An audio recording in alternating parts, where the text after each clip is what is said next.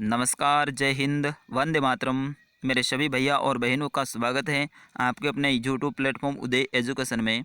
Rajasthan one रक्षक वनपाल परीक्षा 2021 के लिए राजस्थान जीके का भाग संख्या 73 लेके आया हूँ। दोस्तों, आज के इस भाग में राजस्थान सामान्य ज्ञान के 30 अति महत्वपूर्ण प्रश्न रहेंगे जो कि आपके आने वाले एग्जाम की दृष्टि से काफ़ी इंपॉर्टेंट रहने वाले हैं। तो बिल्कुल मेरे सभी भैया और बहनों से विनती रहेगी, इस क्लास को आप पूरा अंत तक जरूर अटेंड कीजिएगा। काफ़ी कुछ आपको यहाँ पे जानने को मिलेगा, काफ़ी कुछ यहाँ पे आपको सीखने को मिलेगा। तो बिल्कुल आपसे विनती रहेगी, इस क्लास को आप अंत तक जरूर वॉच कीजिएगा। बाकी आप सभी भैया और बहनों का मैं आभार प्रकट करता हूँ कि कल की जो हमारी 72 नंबर क्लास थी उसमें आप सभी ने बहुत ही अच्छा प्यार दिखाया और उस क्लास को है ना ज़्यादा से ज़्यादा दोस्तों तक पहुँचाया। तो बिल्कुल आप सभी का बहुत बहुत आभार, हृदय की गहराई से धन्यवाद। दोस्तों, आज की क्लास में 30 प्रश्न देने वाले हैं, तो बिल्कुल आप सभी से विनती रहेगी कि इस क्लास को आप अंत तक देखिएगा। प्रत्येक प्रश्न का आप कोशिश कीजिएगा कि उनका आंसर वीडियो के कमेंट बॉक्स में लिखें और लास्ट में अपना स्कोर भी ज़रूर बताइएगा कि आपने 30 में से कितने प्रश्नों के सही आंसर लिखे हैं। बिल्कुल आपसे एक विनती रहेगी, इस क्लास को आप शेयर कीजिएगा। एक बार कल की तरह ही आज भी आप इस क्लास को शेयर कर दीजिएगा। फटाफट, कोई ज़्यादा टाइम नहीं लगेगा, बिल्कुल 1 मिनट लगेगी। तो आप शेयर ज़रूर कीजिएगा, लाइक भी कीजिएगा और क्लास के बारे में लास्ट में अपना कीमती सुझाव भी ज़रूर दीजिएगा। चलिएगा, पहला प्रश्न आपकी स्क्रीन पे है। रेड डाटा बुक निम्न में से किस प्रकार की प्रजातियों की जानकारी देती है? बिल्कुल मेरे सभी भैया और बहनें इस प्रश्न का आंसर कमेंट करेंगे। कमेंट कीजिएगा एक बार सभी। तो दोस्तों, एक बुक होती है जिसका नाम है रेड डाटा बुक। दोस्तों, ये संकटग्रस्त जो प्रजाति होती है दोस्तों, उनकी जानकारी अपन को देती है। यानी ऐसी प्रजाति जो बिल्कुल संकटग्रस्त हैं, यानी लुप्त होने की कगार पे है या फिर उनके ऊपर खतरा है, बिल्कुल उनकी संख्या कम हो गई है, तो दोस्तों उनका रिकॉर्ड है वो रेड डाटा बुक में रखा जाता है। दोस्तों, रेड डाटा बुक है, इसका प्रथम संस्करण है दोस्तों 1 जनवरी 1972 को जारी किया गया था। दोस्तों, ये भी आप ध्यान रखना क्योंकि आ सकता है अपने एग्ज़ाम में। और दोस्तों, रेड डाटा बुक है, इसको जारी कौन करता है? तो आपको ध्यान रखना है, इसको जारी करता है IUNC। ठीक है ना, ये भी आप ध्यान रखना। बढ़ते हैं दोस्तों अगले प्रश्न की ओर। आपकी स्क्रीन पे आ चुका है कि वन एवं वन्य जीवों के क्षेत्र में उत्कृष्ट कार्य के लिए सबसे प्रतिष्ठित पुरस्कार कौन सा है? यानी वन और वन्य जीवों के क्षेत्र में बढ़िया का जो कार्य करने वाले हैं उसको सबसे प्रतिष्ठित जो पुरस्कार है दोस्तों वो कौन सा देते हैं? तो बिल्कुल दोस्तों, इसका सही आंसर होगा अपना ऑप्शन नंबर 1, इंदिरा प्रियदर्शनी वृक्षामित्र पुरस्कार। दोस्तों, ये पुरस्कार है, ये दिया जाता है, सबसे बेस्ट पुरस्कार है, सबसे अच्छा पुरस्कार है। और इसमें दोस्तों कितने रुपए मिलते हैं? 2,50,000 रुपये का चेक मिलता है। तो बिल्कुल बहुत ही उच्च कोटि का ये पुरस्कार है। और दोस्तों, इस पुरस्कार की शुरुआत है वो 1986 में की गई थी। तो ये भी फैक्ट आप ध्यान रखना। बढ़ते हैं मेरे भाइयों और बहनों अगले प्रश्न की ओर। एक बार आप वीडियो को लाइक कर दीजिएगा, बिल्कुल अपना प्यार दिखाइएगा आप। पीला पोमसा क्या काम में आता है? बिल्कुल एक है पीला पोमसा। दोस्तों, ये किस काम में आता है? बिल्कुल सभी देंगे आंसर। तो दोस्तों, ये एक ओढ़नी है, ठीक है ना, ये एक ओढ़नी है। ज़्यादातर अपने आदिवासी समाज है उसमें ये पहनी जाती है। तो बिल्कुल ओढ़ने के लिए काम में आता है। तो ऑप्शन नंबर 2 रहेगा इसका सही आंसर। बढ़ते हैं मेरे भाइयों और बहनों अगले प्रश्न की ओर। प्रश्न संख्या 4। और वैसे इसका सभी को आंसर पता होना चाहिए क्योंकि कई बार अखबारों में ये गांव है इसका नाम आता है। सर्दियों में सबसे कम तापमान के कारण, यानी सबसे नीचा अपने राजस्थान का तापमान रहता है उस जगह पे, तो उस जगह का नाम क्या है? बिल्कुल आपको बताना है। सर्दियों में सबसे कम तापमान के लिए अक्सर वो सुर्खियों में रहता है। बिल्कुल फतेहपुर सीकरी आपने नाम सुना होगा दोस्तों। हर बार अपन न्यूज़ में सुनते हैं कि आज फतेहपुर सीकरी का तापमान -1 डिग्री में रहा, -2 डिग्री में रहा, 1 डिग्री सेल्सियस में रहा। तो बिल्कुल हो जाएगा अपना फतेहपुर सीकरी, ऑप्शन नंबर 2 इसका सही आंसर। दोस्तों, यहाँ पे क्या है? सर्दियों में सबसे कम तापमान अपने राजस्थान में रहता है। बिल्कुल। अगला प्रश्न आपके स्क्रीन पे है कि ताल शापर अभ्यारण्य मुख्यतः है क्या है? रोइडा, खेजड़ी वृक्षों का घना जंगल, घास का मैदान, रेतीले टिब्बे वाला भूभाग या फिर उक्त में से कोई नहीं। तो दोस्तों घास का मैदान है तालसापर अभ्यारण्य में, ठीक है ना। तो इसका ऑप्शन नंबर 2 रहेगा इसका सही आंसर। बढ़ते हैं अगले प्रश्न की ओर।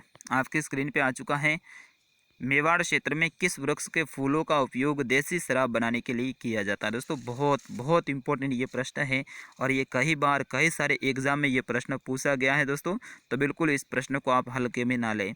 मेवाड़ क्षेत्र में ऐसा कौन सा वृक्ष है जिनके फूलों का उपयोग देसी शराब बनाने के लिए किया जाता है। दोस्तों हो जाएगा महुआ, ठीक है ना, महुआ ये वृक्ष हैं बिल्कुल। तो अपना ऑप्शन नंबर 2 रहेगा इसका सही आंसर। इसको महुड़ा भी कहते हैं दोस्तों, ठीक है ना। बढ़ते हैं अगले प्रश्न की ओर। राजस्थान के किस मेले को आदिवासियों का कुंभ कहा जाता है। बिल्कुल मेरे सभी भैया और बहनें इसका आंसर देंगे। बिल्कुल इजी सा प्रश्न है।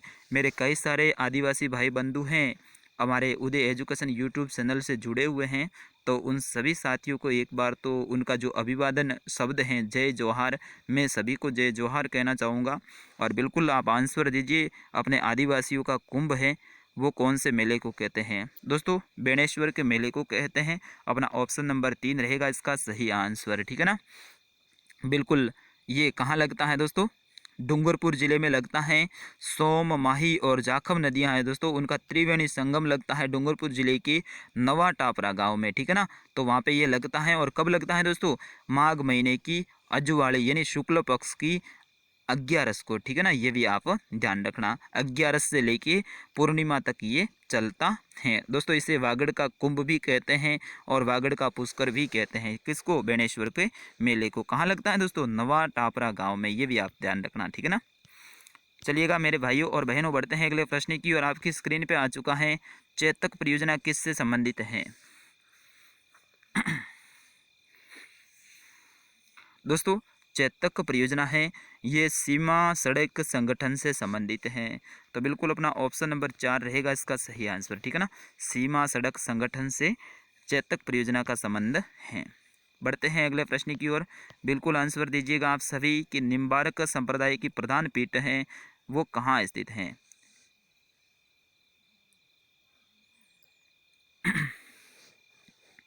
बिल्कुल बताइएगा इसका सही आंसर। सलेमाबाद में स्थित है दोस्तों, ठीक है ना, सलेमाबाद में। दोस्तों ये सलेमाबाद है ये किशनगढ़ तहसील में पड़ता है। किस तहसील में, किशनगढ़ तहसील में पड़ता है। अगर जिला का पूछ लिया जाए तो आपको बताना है अजमेर जिले में स्थित है। और दोस्तों इसकी स्थापना किसने की थी, आचार्य परशुराम ने की थी। बाकी निम्बारक संप्रदाय के बारे में थोड़ी सी मैं आपको जानकारी देना चाहूँगा दोस्तों। इनके प्रवर्तक हैं वो थे आचार्य निम्बारक, यानी आचार्य निम्बारक ने निम्बारक संप्रदाय की स्थापना की थी। बढ़ते हैं दोस्तों अगले प्रश्न की ओर। घोड़ा जीरा किस फसल का दूसरा नाम है। बिल्कुल बहुत इंपॉर्टेंट ये प्रश्न है। कौन सी फसल है जिन्हें घोड़ा जीरा के नाम से भी जाना जाता है और ये सर्वाधिक है पूरे विश्व का। 40% जो घोड़ा जीरा है वो अपने राजस्थान का जालोर जिला अकेला उत्पादित करता है। तो बिल्कुल हो जाएगा इसबगोल, अपना ऑप्शन नंबर 1 इसका सही आंसर।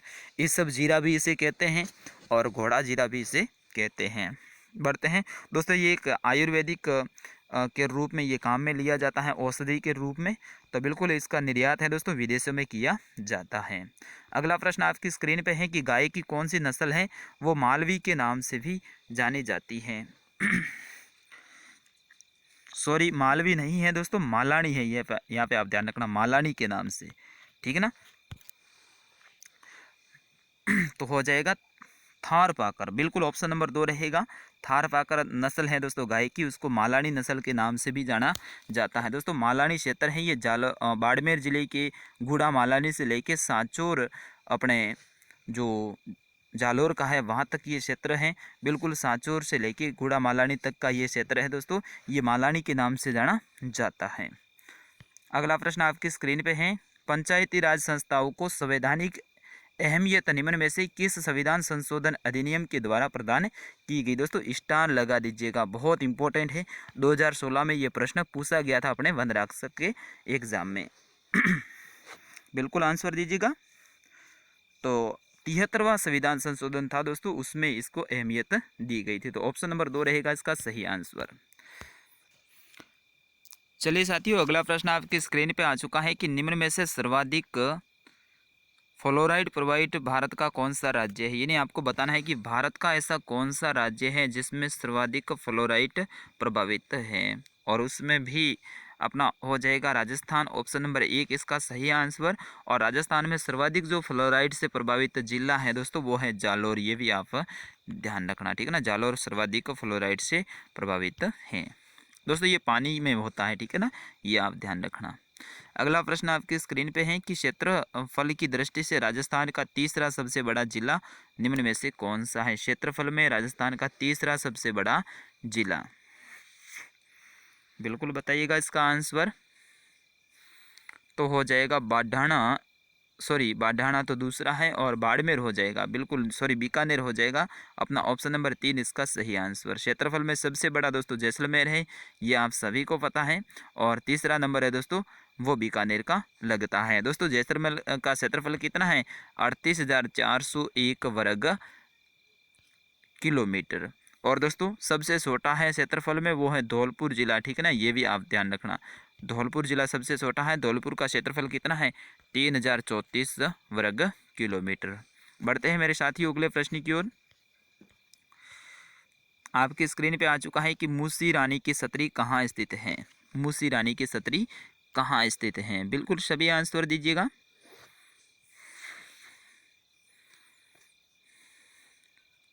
दोस्तों अलवर में स्थित है, ऑप्शन नंबर 1 रहेगा इसका सही आंसर, ठीक है ना। मूसी रानी की छतरी है दोस्तों, ये अलवर जिले में स्थित है। चलिएगा अगला प्रश्न आपकी स्क्रीन पे आ चुका है।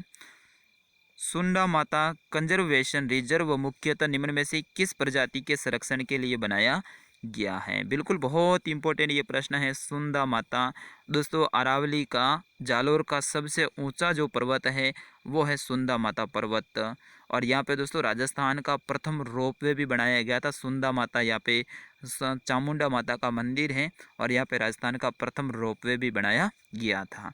तो बिल्कुल ये भालू के लिए प्रसिद्ध है, अपना ऑप्शन नंबर 2 रहेगा इसका सही आंसर, ठीक है ना। भालू अभ्यारण्य है, राजस्थान का एकमात्र भालू अभ्यारण्य है जो कि सुंदा माता कंजर्वेशन रिजर्व है। और दोस्तों ये मुख्यतः 2 जिलों में फैला हुआ है, एक तो अपना जालोर और दूसरा हो जाएगा सिरोही जिला। लेकिन इसका जो हेड है दोस्तों वो है अपना जसवंतपुरा, जालोर में पड़ता है वहाँ पे। बढ़ते हैं अगले प्रश्न की ओर दोस्तों। सांडा कहाँ पाया जाता है। दोस्तों सांडा एक जीव है जो कि चिपकली जैसा आकार में होता है, लेकिन चिपकली छोटी होती है और ये आकार में काफ़ी बड़ा होता है, यानी चिपकली से लगभग कह सकते हैं 10 गुना आकार में बड़ा होता है। दोस्तों इसका वैज्ञानिक नाम क्या है, स्पाइनी टेल्स लिजार्ड इसका वैज्ञानिक नाम है दोस्तों।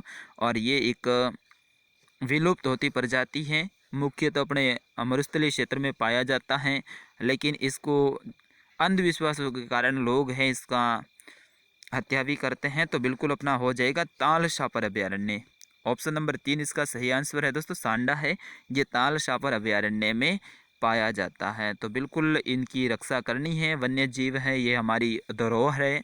और दोस्तों बिल्कुल आप सभी एक संकल्प लीजिएगा कि जितने भी आपके आसपास वन्य जीव हैं उनका आप संरक्षण करेंगे, बिल्कुल उनको बचाएंगे। अगर कोई गलत भ्रांति से उनको मारता है तो बिल्कुल आप उनकी रक्षा करने के लिए आगे आएंगे, क्योंकि ये हमारी धरोहर है और इनकी रक्षा करना हमारा दायित्व है। तो बिल्कुल सांडा अगर आपके क्षेत्र में होता है तो बिल्कुल आप इनकी रक्षा करेंगे, क्योंकि कई सारी भ्रांतियाँ अपने समाज में फैली हुई है, उनके कारण इनकी हत्या करते हैं। अगला प्रश्न आपकी स्क्रीन पे है। द्रोणाचार्य पुरस्कार इनमें से किस क्षेत्र में दिया जाता है। बिल्कुल आप आंसर दीजिएगा, द्रोणाचार्य पुरस्कार कौन से क्षेत्र में दिया जाता है। मेरे सभी भैया और बहनें इसका आंसर देंगे। तो इसका सही आंसर होगा दोस्तों ऑप्शन नंबर 3, खेल जगत में दिया जाता है। किस में दिया जाता है दोस्तों, खेल जगत में पुरस्कार ये दिया जाता है। और दोस्तों ये किसको दिया जाता है, जो उत्कृष्ट जो कोच होते हैं ना खिलाड़ियों के, उनको दिया जाता है, क्योंकि द्रोणाचार्य भी एक गुरु थे और जो खिलाड़ी होते हैं उनको भी गुरु यानी उनका गुरु होता है उनका कोच। तो बिल्कुल जो श्रेष्ठ जो कोच होते हैं उनको ये पुरस्कार दिया जाता है। अगला प्रश्न आपकी स्क्रीन पे है, काफ़ी अच्छा प्रश्न है कि अंत्योदय योजना कब और किनके द्वारा प्रारंभ की गई। बिल्कुल आंसर दीजिएगा, अंत्योदय योजना कब और किसके द्वारा प्रारंभ की गई। मेरे सभी भैया और बहनें इसका आंसर देंगे दोस्तों। तो बिल्कुल इसका सही आंसर होगा ऑप्शन नंबर 1, 6 मार्च 2001 को केंद्र सरकार ने अंत्योदय योजना है इसका प्रारंभ किया गया। दोस्तों इसका मुख्य उद्देश्य क्या था? गरीबी आबादी है उन तक अन्न पहुंचाना, बिल्कुल सस्ते दाम में या फिर फ्री में, ठीक है ना। तो ये अंत्योदय योजना है, इसका शुभारंभ है, इसकी शुरुआत है दोस्तों वो की गई है 2001 में। बाकी ये योजना तैयार हो गई थी दिसंबर 2000 में, ठीक है ना। दिसंबर 2000 में ही ये योजना तैयार कर दी गई थी, लेकिन इसको लागू किया गया 6 मार्च 2001 को। इसके अंतर्गत दोस्तों 2 रुपये प्रति किलो गेहूँ दिया जाता है और साथ ही 3 रुपये प्रति किलो चावल दिया जाता है। बढ़ते हैं दोस्तों अगले प्रश्न की ओर। आपकी स्क्रीन पे आ चुका है कि राजस्थान में न्यूनतम वन संपदा वाला जिला कौन सा है? सबसे कम वन संपदा है अपने राजस्थान के किस जिले में है दोस्तों? तो अपना हो जाएगा चूरू जिला। ऑप्शन नंबर 3 रहेगा इसका सही आंसर। बिल्कुल आपने भी सही आंसर दिया है, क्योंकि दोस्तों चूरू जिले का जो वन संपदा है वो 82 वर्ग किमी है। फिर उसके बाद में दूसरा नंबर लगता है हनुमानगढ़ का। कम में दोस्तों हनुमानगढ़ का भी 89.96 वर्ग किमी वन संपदा है। फिर जोधपुर का 107.78 वर्ग किमी है, ठीक है ना। ये वन रिपोर्ट अपने भारत की हुई थी 2019 में, उनके आंकड़े मैं आपको बता रहा हूँ। बढ़ते हैं साथियों अगले प्रश्न की ओर। ऊर्जा का प्रदूषण रहित स्रोत कौन सा, यानी ऐसी कौन सी ऊर्जा के स्रोत हैं जिसमें बिल्कुल प्रदूषण नहीं होता है? क्या बात है, बिल्कुल इजी सा प्रश्न है। तो अपना हो जाएगा सौर ऊर्जा। बिल्कुल सूर्य का प्रकाश से ऊर्जा अपन को उत्पन्न होती है और इसमें किसी भी प्रकार का कोई प्रदूषण नहीं होता है। तो बिल्कुल ऑप्शन नंबर 2 रहेगा इसका सही आंसर। मेरे सभी भैया और बहनों से विनंती रहेगी वीडियो को लाइक कर दीजिएगा। आपका लाइक है वो मेरे लिए मोटिवेशन का कार्य करेगा और बिल्कुल मेरे को भी अपनापन महसूस होगा कि मेरे इतने चाहने वाले विद्यार्थी हैं। प्रदेश का एटॉमिक पावर प्लांट किस ज़िले में स्थित है? अपने राजस्थान का एटॉमिक पावर प्लांट है, ये कौन से ज़िले में स्थित है?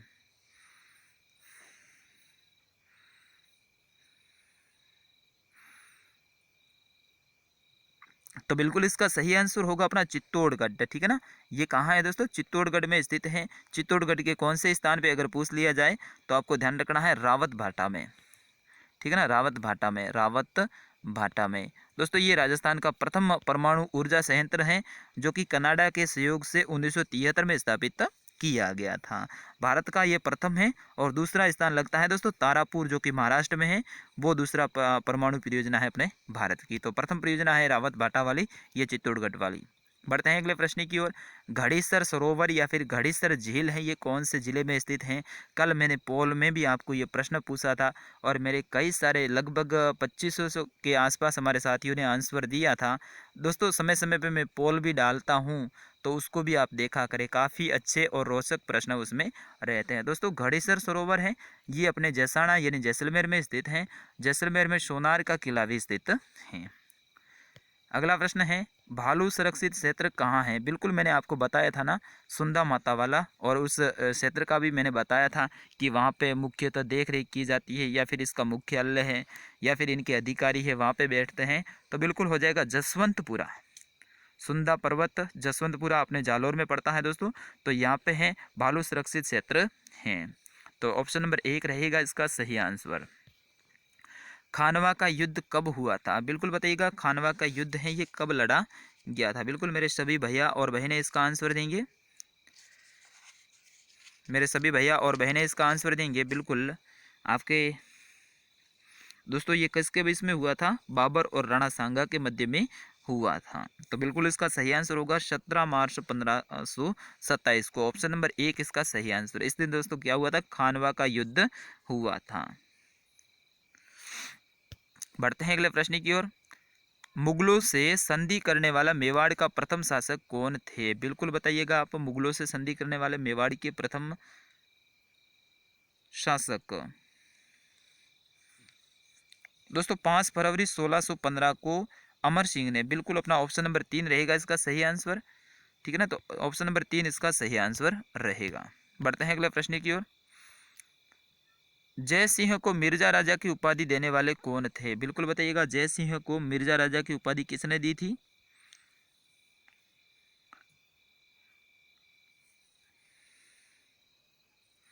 बिल्कुल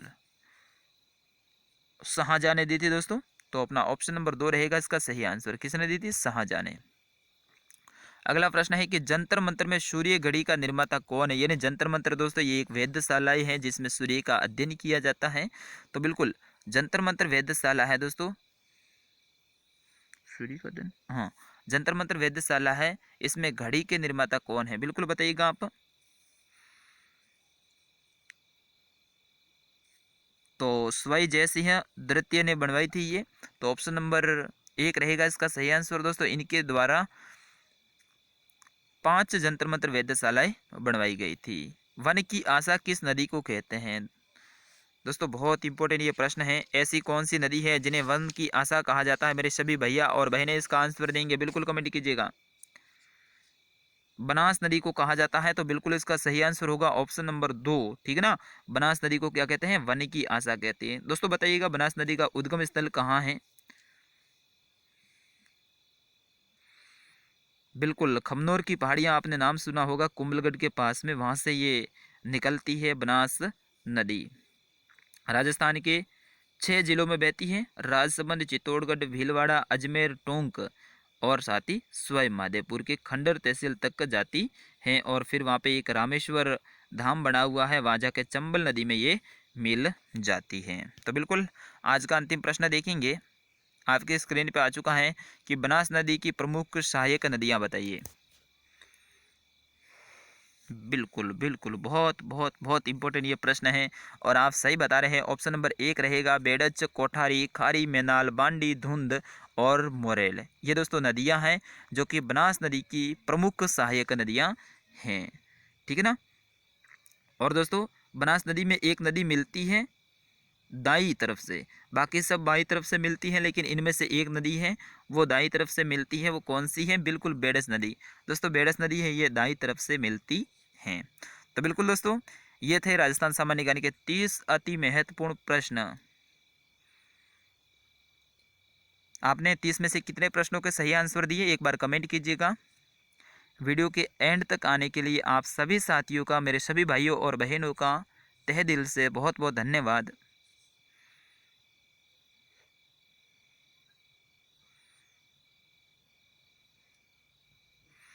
और बिल्कुल कमेंट कीजिएगा कितने प्रश्नों के सही आंसर दिए हैं आपने।